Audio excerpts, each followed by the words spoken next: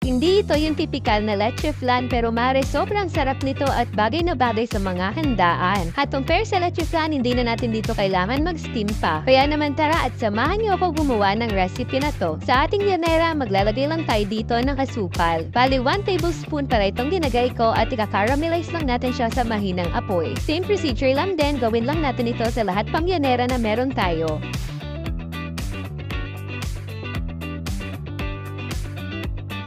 At kapag nga nalagyan na natin lahat ng llanera, ay sunod naman natin gagawin ay ating flan mixture. Kailangan lang natin dito ng 3 itlog.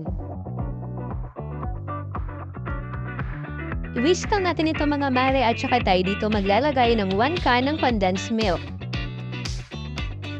Maglalagay din tayo dito ng 1 can ng evaporated milk. Maglalagay din tayo dito ng 1 teaspoon ng vanilla extract. Haluin lang natin ito ng mabuti mga mare at kapag okay na, ay iset aside na muna natin ito.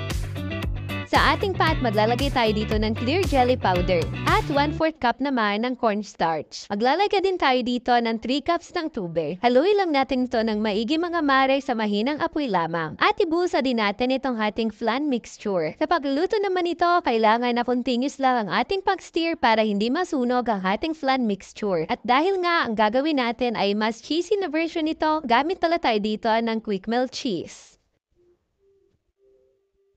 Ngayon naman ay haluin lang natin ito hanggang mag-melt na ang cheese na ating inilagay. At kapag okay na, pwede na natin siyang ilagay dito sa llanera. Dito pala sa llanera mga mare ay gumamit lang ako ng bilog at medium size na llanera. At kung gagawin mo naman itong pangnegosyo ay pwede din naman. At promise ko sa inyo na hindi kayo mapapahiya dahil napaka-soft at creamy pa din ito.